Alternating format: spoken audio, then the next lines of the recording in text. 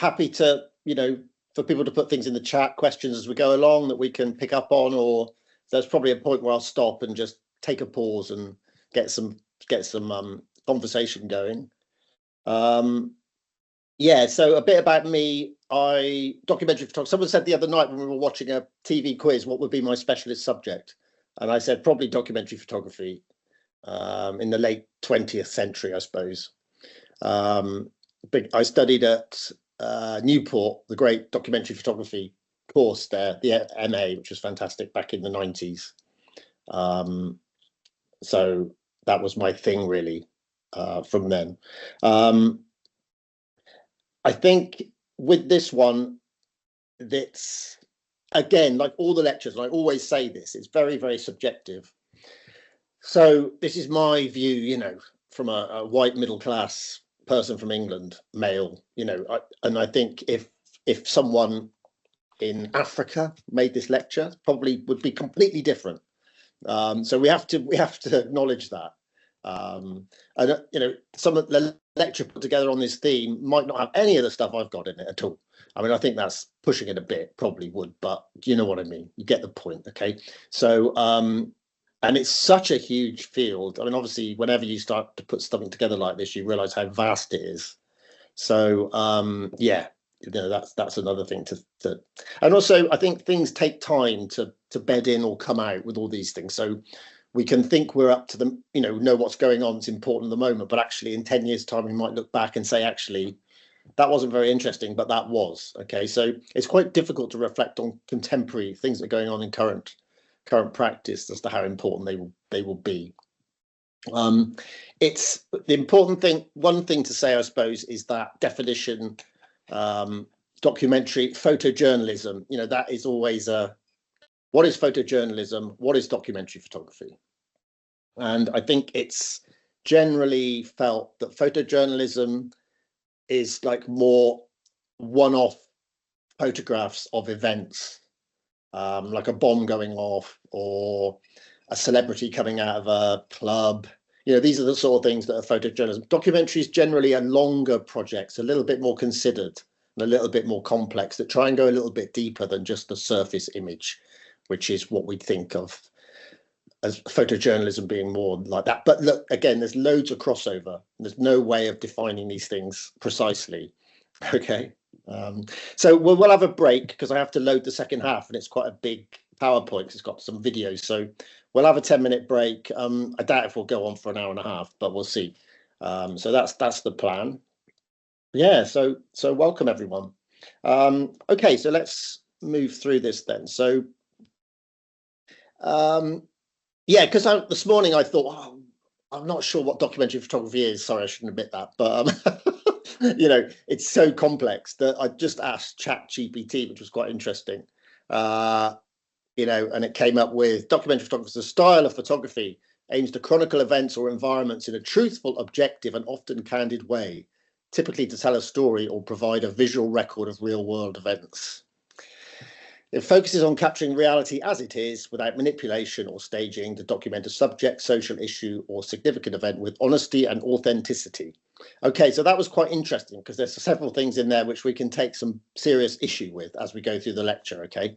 But it was interesting that ChatGPT pulled together all these sources to come up with that one, which kind of I half expected. But we'll see, some of that will be questioned very much as we go through this lecture.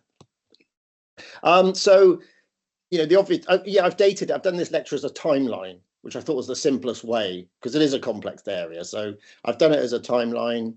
You'll see 1837 up there, and each one has a date, and we come up to 2024. Okay, so, and I think this is one of the first ever photographs daguerreotype, right, by one of the first surviving plates from Daguerre, made in 1837. And it's interesting when we talk about what is a documentary photograph, because it just looks, it's just some buildings, okay? But I think once we have the shoe shine in here, once we have a person shining a shoe, then it becomes more, yes, it's a documentary image because it's very much telling us something about people and society. And I think really documentary has to be doing that, okay? So yeah, first documentary image probably is, whether it was staged or not. I mean, these are long exposures. Whether Daguerre staged it, I don't know, but probably we'll have this as the first one. Okay. And then 1855, we're moving along 18 years time. We've got processes developed. Okay, so technology has moved on. So the daguerreotype was a particular type of plate. And now we've got wet collodion, which is a very, very clumsy system of photography. Wet collodion plate, coated wet, exposed while wet, and then it had to be dried, big glass plate. So it was quite incredible that Roger Fenton managed to get all this gear off to the Crimean War and take photographs. Yeah, this was 1855. And he took 360 photographs in this war zone. As we can see from this one, they're staged. Okay, all his photographs were staged. There's no like battle pictures of battle from the front line. You know, they're all the aftermath of stuff, and they're all staged because the exposures were very long. He'd have to set this up, and also they were propaganda images. Okay, so they were used by the Times to show how well, you know, British troops were doing in the US troops, British troops were doing in the war, and used to recruit. Okay, so they're very much a construction, but they're fast. It's a fascinating story, and they're just like fascinating images. So if we come on to 1877, move forward another 20 years, we've got, this is the kind of thing I think that people think more of as documentary and still do. Okay, this black and white street type thing. I think if you asked 100 people what is documentary photography, they'd probably say, oh, pictures that someone takes on the street wandering along of things happening, you know, or war photography, probably say that. Okay, so this is more like the sort of classic documentary image. And this is John Thompson, and he worked with a social journalist called Adolph Smith, okay, to put together a book called London Labour and the London Poor. So it's pretty groundbreaking for 1877. So you've got flower sellers, chimney sweeps, you know, shoe shines, musicians, all the people on the street, and the text with them as well, which is really important. It's a very rare book. It's a very, very important book. But it's starting to see, aren't we, the potential for photography to actually make a statement or comment on social conditions.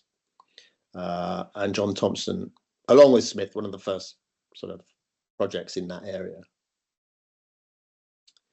Moving forward 10 years in America, photography was in quite an advanced state, really. A lot of people were using it for various different things.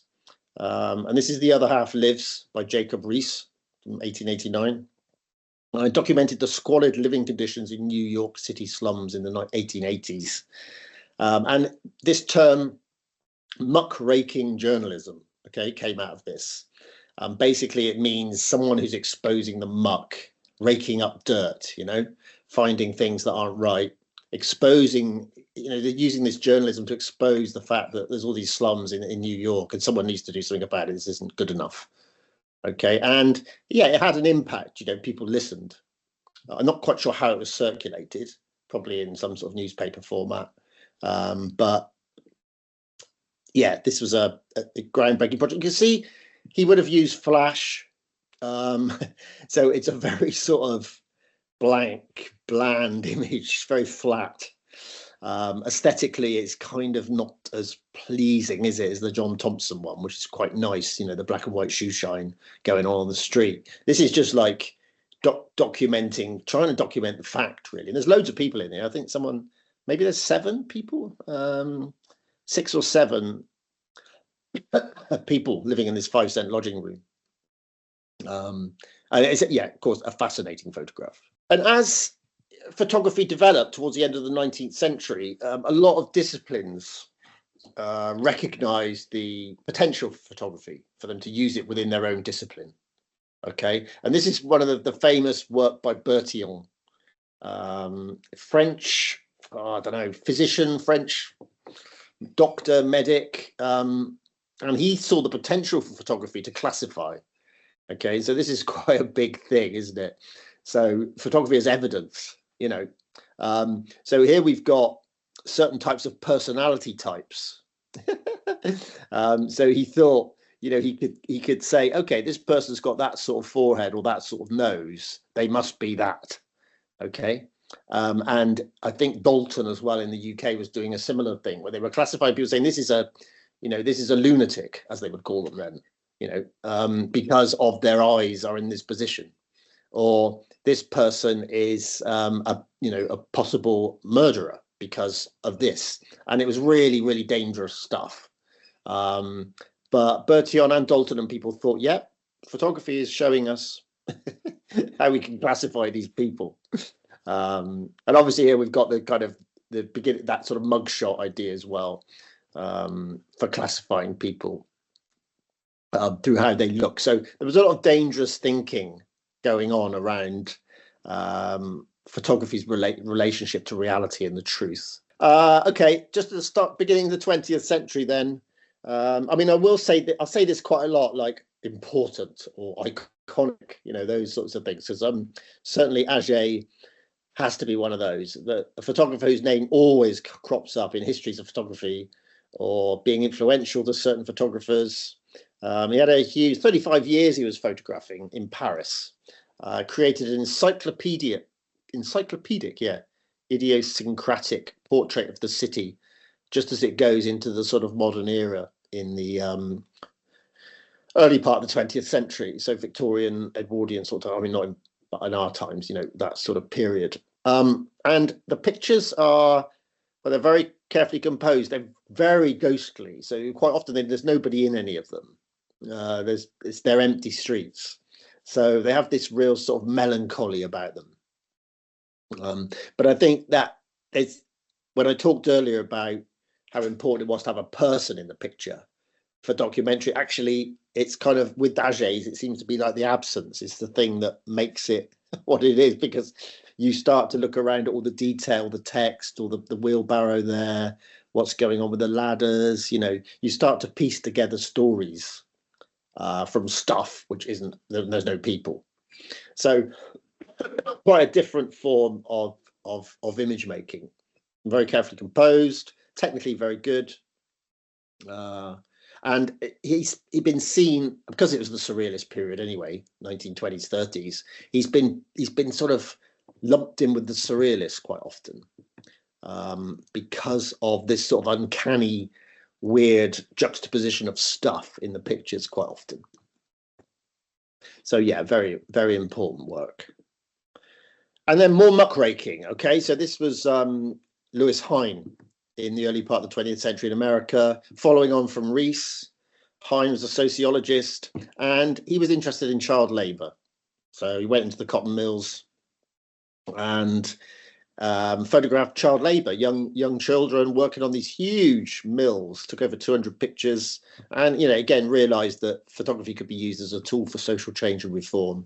So actually they helped repeal some of the bring in some of the child labour laws in the United States, making it you know, illegal to employ young children, and this was checked out by authorities and stuff. So a very early example of documentary photography being used to for positive social change.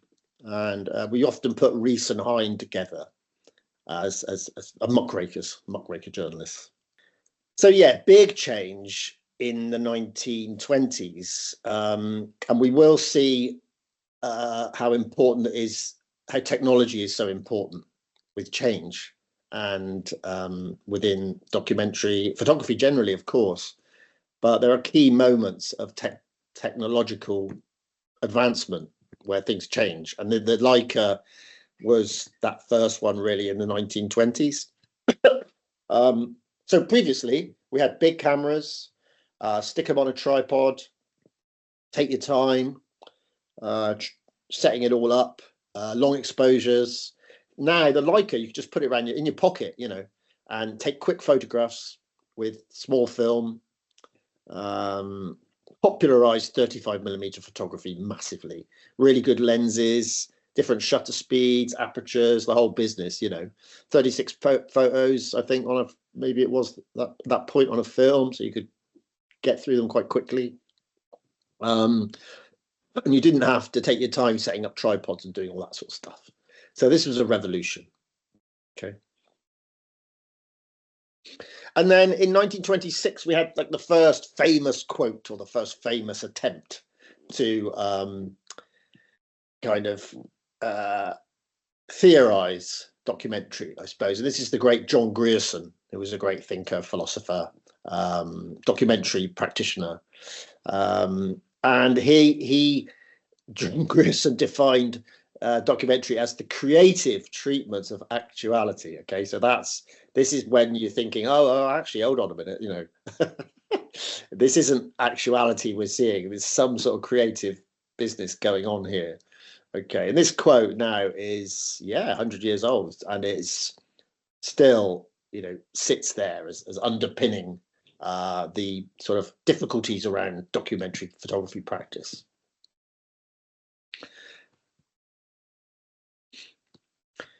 Another very important book. So we got the Second World War is looming in Europe. So there's trouble in Europe. There's Germany's going through a difficult time. The Nazis are beginning to establish themselves. And Sander did a portrait called a piece called Face of Our Time, published in 1929. This is 1932. And these are portraits. So it's kind of like the story of Germany through formal portraiture. So we're beginning to see that documentary doesn't have to just be candid things happening, you know, and us snapping them. It can be a more constructed thing. And Sander's formal portraiture says so much about that time. Okay. He was a part of the new objectivity movement. So again, he did want his photographs to expose truths, but again, you know, it's hard to sort of theorize that.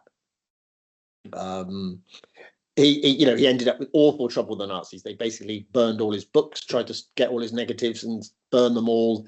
They were disgusted because people like our pastry chef here didn't sort of stand up to that idea of the Aryan race, and that sort of stereotype that the Nazis wanted their people to be. And he also photographed people like gender, cross-gender, transsexuals, which were really controversial. And I don't think they were released as such, but portraits of people who are not sure, male or female, basically. And it was often photographing people on the edge, people who weren't mainstream. Okay, and this got into real problems with the Nazi Party. I think this period on now, 30s up probably to the 60s, is a really nice, simple time for documentary photography. There's not too many complex things going on. We've had Grierson's quote. I mean, a lot of people wouldn't have known about that anyway, but it's quite stable at this point. So everyone's using a Leica, black and white. Everyone's using a Leica. People can photograph all sorts of different things. Sander's an example. And then we had the Farm Security Administration Project, okay, in the 1936. So Great American Depression, 35 to 43. So there was a thing called the Resettlement Administration, which became the FSA, the Farm Security Administration. And Roy Stryker was in charge of this and was able to give photographers money to go and record what was going on, the hard times for particularly farm workers in the Dust Bowl. Okay. And this is one of the most important documentary photography projects there's been. There were kind of propaganda images, again, to sort of so that the American people would support those working in the Dust Bowl, because they were going through such difficult times. So Rothstein's picture, for example, shows real hardship. You know, the father, presumably with the two children, rushing to almost like a submerged shack. Leicas. So there's a group of photographers, the FSA photographers. A great body of work came out of this. And the most famous one, of course, is Dorothea Lange's Migrant Mother. This is the image, definitely, of the Great Depression in America. This is Florence Owens Thompson is the subject. And she was there with her children, living in a tent, basically moving around trying to get work to survive. And this is Lang's picture of her. And like an awful lot of pictures during this period, it's been analysed so much. And generally, this is, it's a heavy construction, this. So we like the idea of Dorothea Lange just wandering by and seeing this and taking a quick snap, but actually she set it all up. So there are, we see the contact sheets, that's the problem. So you see the contact sheets and how Lange's working methods. So we can see how she started off showing this kind of hovel with all the people in the background, rubbish everywhere, and then she's gone tighter and tighter, and in the end set this up, got the children to look away, got the woman looking into the distance in a very sort of positive, kind of like thoughtful way. So probably one of the most famous documentary images of all time, I would say. But yeah, heavily constructed, as Grierson said, the creative treatment of actuality is exactly what it is. And then again, 1936, this period, there's loads of stuff going on. This is Capper's famous image called Falling Soldier, or Loyalist Militiaman at the Moment of Death. It's got all sorts of names. Falling Soldier, yeah, it's a common name for it, 1936. Spanish Civil War. It supposedly shows the death of a Republican soldier. It was meant to be this anarchist militiaman, Federico Garcia, and it's meant to show the moment when he's killed. But again, the contact sheets have been looked at, unfortunately, and they show some set-up pictures of people on the ground, and then them being alive in the next picture. So the whole sort of like fabric is taken away from this picture. It's a strong picture, but I mean, the thought of the photographer being right there next to somebody and having the camera on them when they're shot, it just seems ridiculously unlikely, doesn't it? But for years and years, that's what it was felt to be.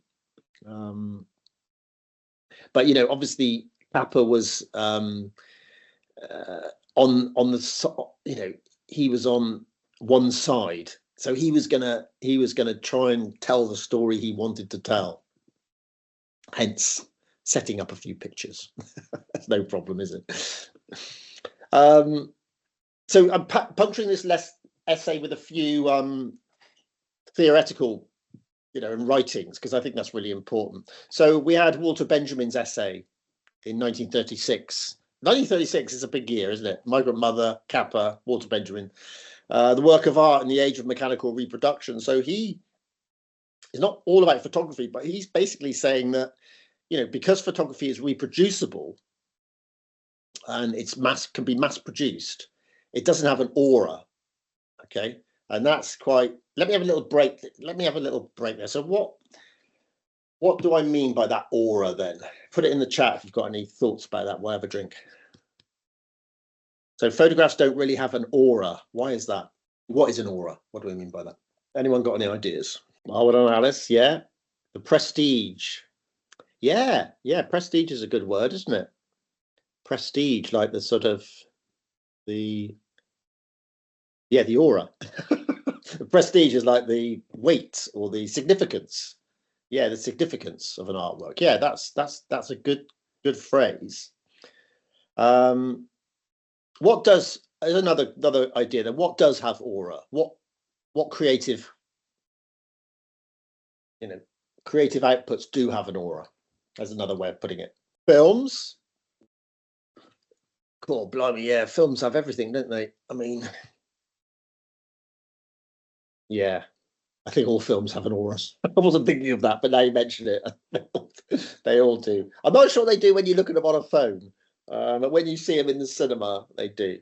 What about other things? Any other things from history that have an aura? Yeah, okay, good. So Khadija is getting there, I think, with that one. So portrait paintings, I would say, like the Mona Lisa by Leonardo da Vinci. That painting, when you see it in the gallery, it sort of exudes this power and amazingness and aura. Yeah.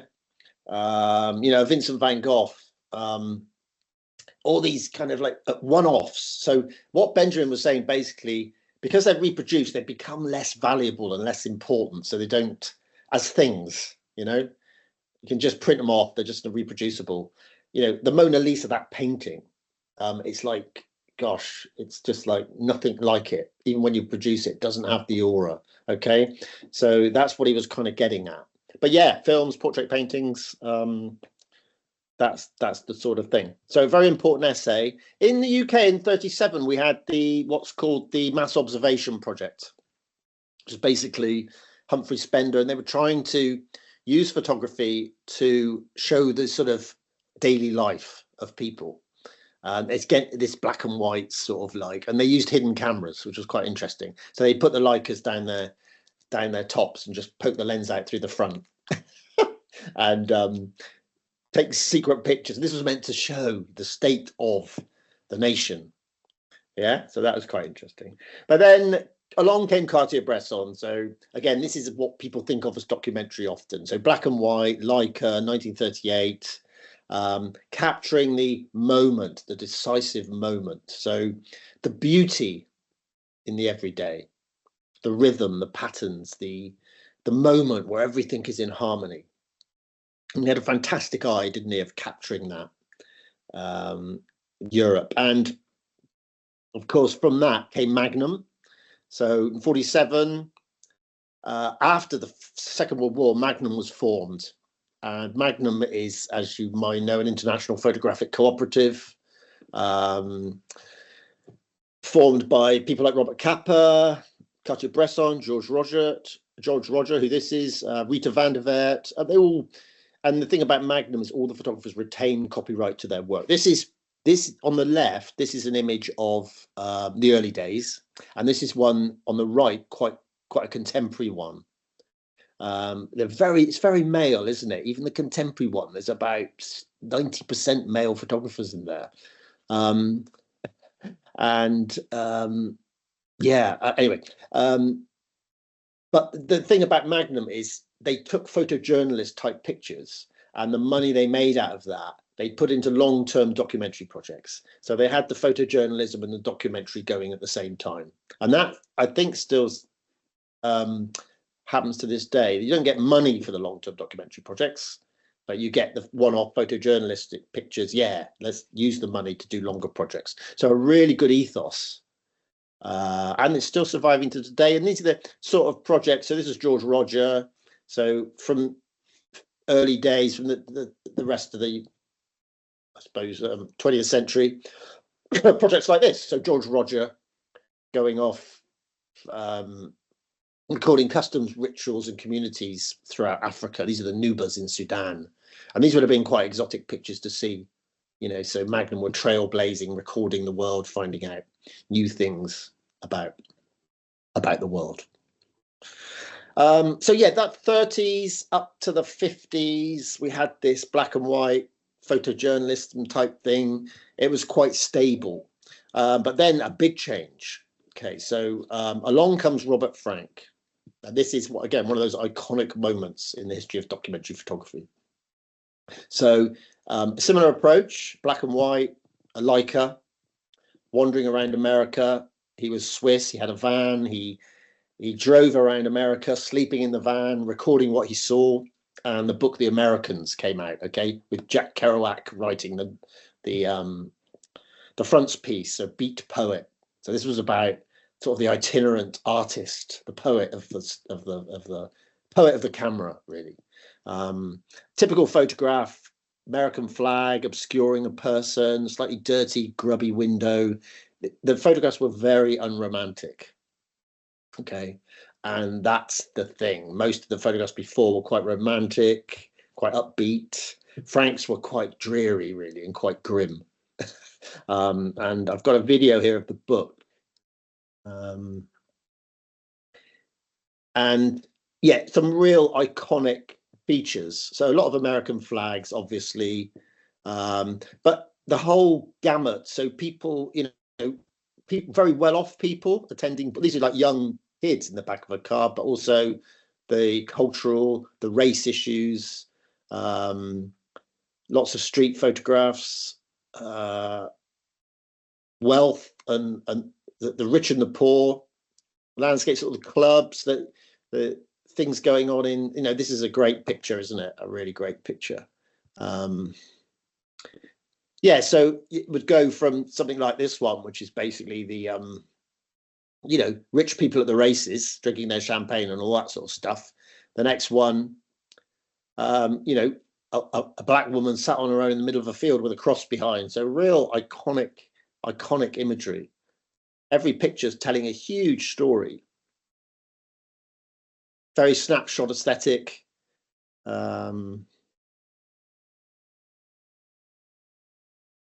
Very lonely, some of them. These are like lonely people sat doing stuff on their own, and it's quite bleak by the bins. It's a dusty, so real social comment, but nothing very positive or glamorous going on here. So this was kind of like a revelation, really. And also, it's not Cartier-Bresson's sort of beautifully composed stuff. It's a bit snapshotty. Okay, so it's a bit the moment after something beautiful happens. So yeah, absolutely critical photographic project in the history of documentary. And then 1963, now even more chaos. So Andy Warhol's green car crash. So Warhol is making montages and collages and out of photojournalists' images. So this is a photograph of a car crash, so a documentary photographic image, and he's decided, I'm going to screen print it, make it green, and do it multiple times. And so this is a huge time. Okay, this is postmodernism kicking in. So everything's up for grabs, everything's questioned, and of course Warhol's at the centre of it. And unfortunately, he's using documentary pictures, so he's going to affect the way the documentary is seen after that. And 63, things are starting to get a bit weird. Okay, that's what I'm saying. This is Ed Ruscha's 26 Gasoline Stations, one of the most famous books of fine art documentary photography. And basically, it's just 26 photographs of gasoline stations. Very bleak, very bland. This is Robert Frank taken on to the next step, of bleakness.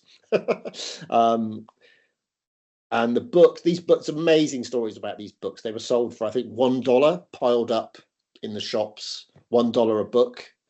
And they now sell for thousands of pounds, literally. An original copy of this will cost you £5,000 to £10,000, I would think. They're absolutely collector's items. But we can see how documentary is becoming a little bit blurry. Okay. But of course, we still have going on this kind of thing. So you've got the arty documentary stuff going on, but you've also got the war photographers. So Vietnam is a massive point for documentary, isn't it? So the Vietnam photographers like Laurie Burroughs are right on the front line. They're actually with the US battalions, which is unheard of now. And they're bringing back pictures like this. And these photographs changed, these got America out of that war. They were so widely distributed. People were outraged what they saw, and the public opinion changed against that war. And, they pulled out. They lost it and they pulled out. And in 67, there was a very important exhibition called New Documents. And it featured 3 photographers, Diane Arbus, Lee Friedlander, and Gary Winogrand. And they all had slightly quirky takes on documentary. Okay, so Gary Winogrand was doing these very offbeat, sort of wacky street pictures. Diane Arbus was photographing, going into people's houses, photographing the weird and the wonderful, outsiders again. Friedlander was just wandering the streets, doing these sort of snapshots of daily life and stuff going on. So this was a big exhibition, because it's basically, I suppose, putting documentary into the art gallery. Okay, so that's a bit strange. We thought it was meant to be getting out there to the people and making statements through the press and all that sort of thing. But actually, no, it's becoming an art piece, an art genre, if you like. And the British photographer Tony Ray Jones traveled to America at that point, actually, and worked with some of those photographers. Came back and started photographing the UK in this very sort of witty, slightly crazy, sort of surreal way. Okay, obviously it shows the influence of Cartier-Bresson and Gary Winogrand, but it's very English. So Tony Ray Jones is a very important photographer for the development of photography, documentary photography in the United Kingdom. Okay, again, it's black and white, it's a Leica, but it's all a bit sort of, again, a bit offbeat, not too glamorous, not too romantic. And then again, if we think about iconic documentary images, 1972, we've got Vietnam still going on. And this is the napalm attack by the South Vietnam Air Force. Phan Thi Kim Phuc is the figure in the middle, and she's been tracked and traced since then to show her sort of recovery and the fact. So there's a massive story around this. It's taken by Nick Ut of the Associated Press, who was there at the time. And for once, well, it wouldn't be, would it? It's not constructed. Okay, it's actually what happened. So it's not possible to construct something so horrific as this, is it? So this is a very raw, unstructured, unromantic, unsort of aesthetic documentary image. And these, I think, are generally the ones that have a lot more impact, okay, than the ones that are carefully constructed. And we'll see that as a thread that runs through.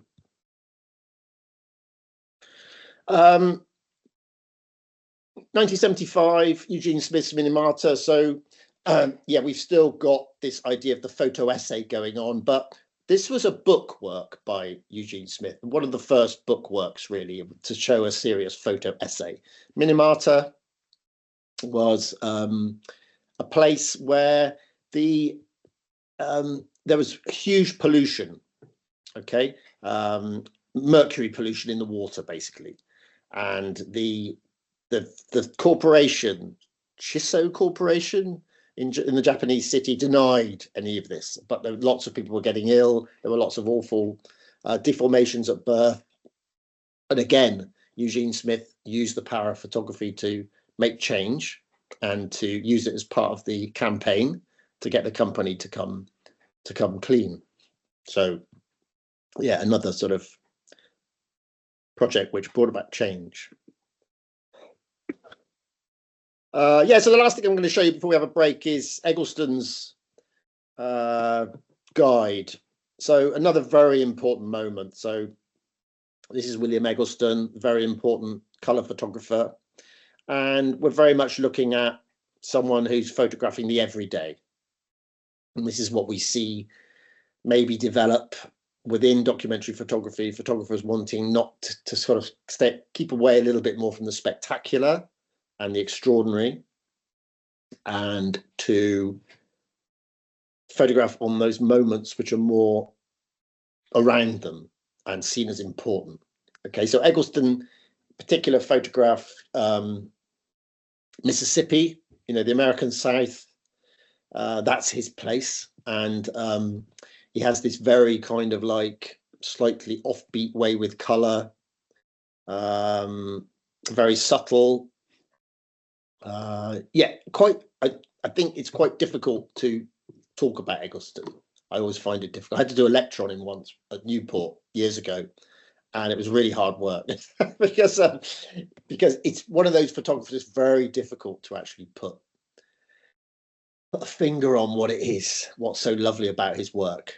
Okay, but yeah, it is lovely, and it's always great to see some new Eggleston stuff that comes out. But it's very difficult to copy it because it has some special thing, which I'm not 100% sure what it is.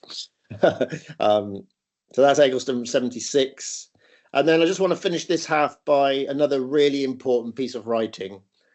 So I think at this point, people are beginning to think deeply about photography, about the nature of it.